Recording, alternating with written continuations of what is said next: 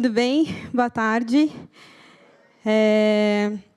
Hoje eu vou contar um pouquinho para vocês da história do Projeto Salomé, que está muito ligado à minha história.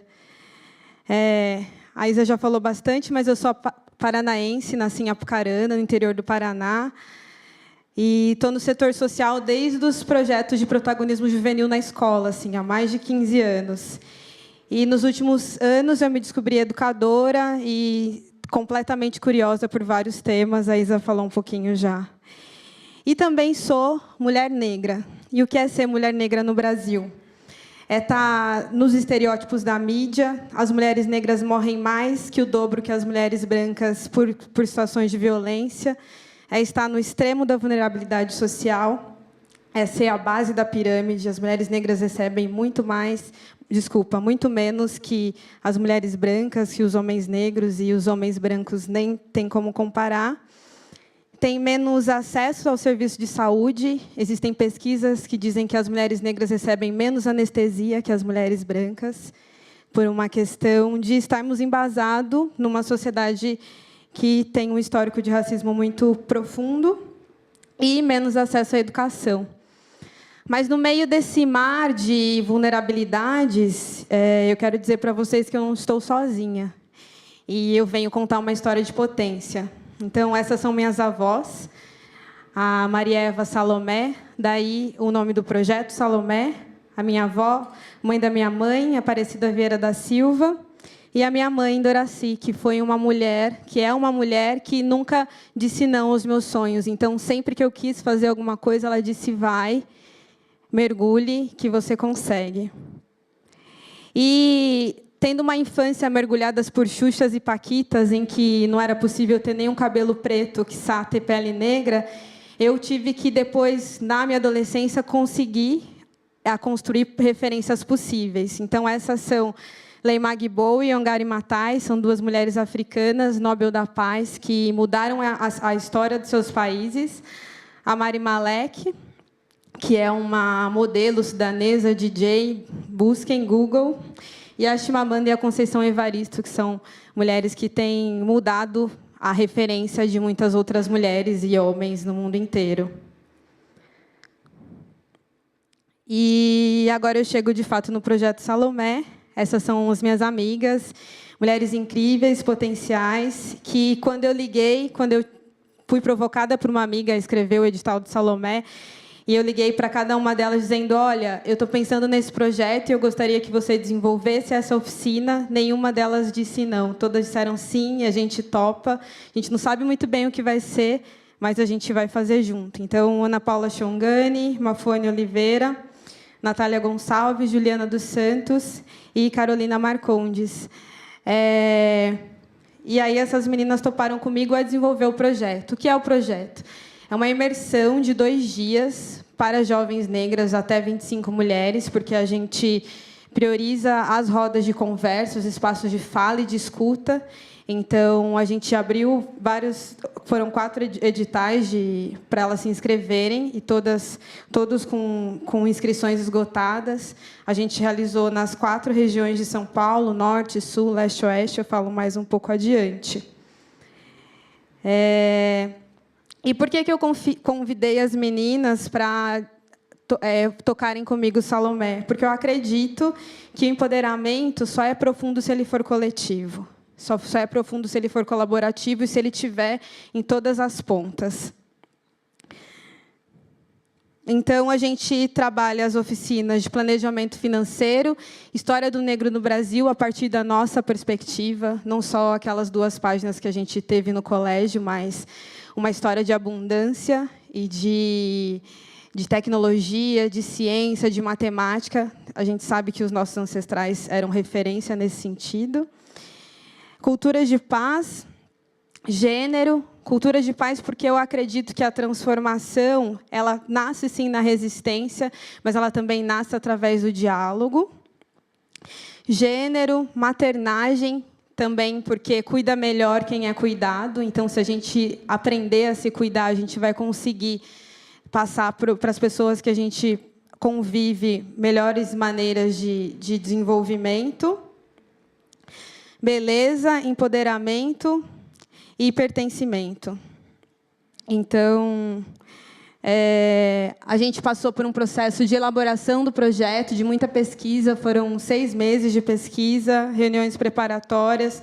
A gente desenvolveu uma apostila, porque, como é pouco tempo, são 2 dias, a gente queria que as meninas levassem para casa materiais para estudo. Então, além de um artigo de cada tema, a gente fez as últimas páginas das apostilas com referências, com os livros, vídeos, vários conteúdos, canais no YouTube, as reuniões avaliadoras e o feedback das participantes. Então, cada edição do Salomé foi diferente, porque a gente colhia das meninas o que elas gostariam de ter para poder ir melhorando. E aí, as imersões, que aconteceram no Butantã, em Paraisópolis.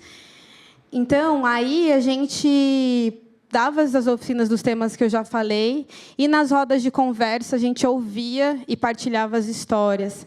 Então, foram momentos da gente compartilhar abraço, sorriso, choro. Ali elas compartilharam as histórias de racismo que elas viveram na infância e também compartilharam os seus sonhos. Então, são meninas que sonham em ser várias coisas, e a essência do Salomé é dizer que sim, elas podem. Então, aí, Salomé Penha e Salomé Brasilândia passaram, durante o ano passado, 80 meninas, jovens de 15 a 30 anos. E eu ia começar falando de uma história que eu queria contar agora, que eu lembrei. Que eu tinha mais ou menos de 8 a 9 anos e eu estava brincando. Fui passar um tempo na casa da minha tia, que era no interior, então eu desci para brincar por ali.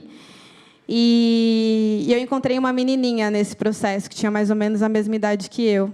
E a gente ficou horas, assim, se não horas, quase 1 hora brincando. Eu do lado de fora do portão e ela do lado de dentro. A gente brincou com as folhinhas e ficou ali. E, durante o tempo que a gente brincava, tinha um senhor que ficava na janela olhando a gente. E aí chegou um tempo que ela falou assim, vem brincar aqui dentro. E ela chamou o avô para vir abrir o portão. E esse senhor, ele veio bem devagar até o portão e disse, você pode brincar com ela do portão para fora. Aqui dentro você não entra. Eu lembro que eu tomei um susto, criança, corri, contei para minha mãe, chorei. E essa história é uma metáfora que me segue, que é até onde eu posso chegar. Quais são as linhas que me dizem você pode ir até aqui ou você pode ir adiante. E o desafio da minha vida tem sido pular esse portão, pular esse muro, construir pontes. E, às vezes, eu peço a chave, às vezes, eu pego uma escada, às vezes, eu quebro esse portão. E essa história é uma história que eu partilho com as meninas para que elas também percebam que elas podem realizar os sonhos, podem ser potência e podem, inclusive, mudar esse índice de vulnerabilidade que eu falei no começo, né? Que a gente vive há alguns anos replicando, e alguns anos, inclusive, aumentando esses índices. Então, são meninas que sonham em ser pesquisadoras, são meninas que várias já estudam. E, depois do Salomé, eu queria contar 5 histórias para vocês que eu já converso muito com elas, mas eu fui validar agora, dizendo, será que eu posso contar a história de vocês? Então, e todas disseram que sim. Então, a Evelyn é uma menina que era manicure, é manicure ainda, mas ela trabalhava como empregada. E, depois do Salomé, ela decidiu abrir o próprio salão.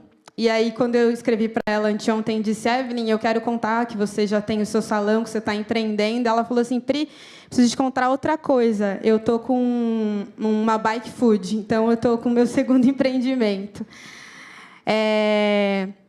A Ágata e a Irene, que criaram coletivos. A Ágata criou um coletivo que chama Coletivo Quilombo de Carolinas, e elas escreveram um projeto que passou no Vai, e aí elas já vão colocar esse projeto na rua, que chama Voz Preta. A Irene, que tem um projeto que chama Roda das Meninas Livres, e ela está literalmente rodando o Brasil para dar oficinas de gênero, todas inspiradas pelo Salomé. A Melissa, que é uma menina de 15 anos, que passou por um processo de transição capilar e que hoje está desfilando o black dela pelo mundo. Então, a potência de se reunir e partilhar as histórias, a potência de ouvir a nossa própria história de um jeito diferente tem transformado a vida dessas meninas e, inclusive, a minha vida. Porque, durante o processo, eu me descobri líder, me descobri com medo, me descobri insegura, me descobri autoritária e pude, no processo, com as minhas amigas, parceiras, acreditar que eu podia exercer aquele lugar, que eu podia romper e pular mais aquele muro. E a gente pôde viver essas histórias de afeto, conexão, ancestralidade e de reconhecimento. Quando eu falei também das histórias da Xuxa, que é uma coisa que está lá longe, né, na televisão também, eu não tive professoras na infância que eram iguais a mim. Então, hoje, quando a gente pode ser referência para essas meninas e pode transformar a realidade, é extremamente potente. Então, eu acredito que eu sou a potência da minha ancestralidade. E, quando eu ia para a casa da minha avó, quando eu era criança, ela era super humilde, tinha uma casinha lá no fundo, uma casinha de madeira pequena, mas o caminho para chegar nessa casa de madeira era um caminho de flores. E a minha avó cuidava com muito afeto, com muito carinho, e qualquer pessoa que chegasse na casa, ela ia oferecer o que estava na panela. Então, para mim, a gente vem de uma história de abundância, de potência, e assim que eu gostaria de encerrar, dizendo que a gente é a potência da nossa ancestralidade e que é possível. E aí a gente tem o sonho de continuar com Salomé. Ano passado aconteceu, esse ano a gente está focando muito mais num processo de pesquisa, todas as meninas estão estudando, as meninas que participaram comigo, mas as meninas que participaram do Salomé, elas querem também atuar. Então, a gente está já planejando algo para o futuro. Então, busquem saber mais. Tem a página do Salomé no Facebook. Eu escrevo algumas coisas para a HuffPost, tem um blog. E esse é o e-mail do Salomé. Obrigada pela oportunidade, Isa. E também agradeço o Fernando pela indicação. Quem quiser saber mais, eu vou estar por aí. Obrigada.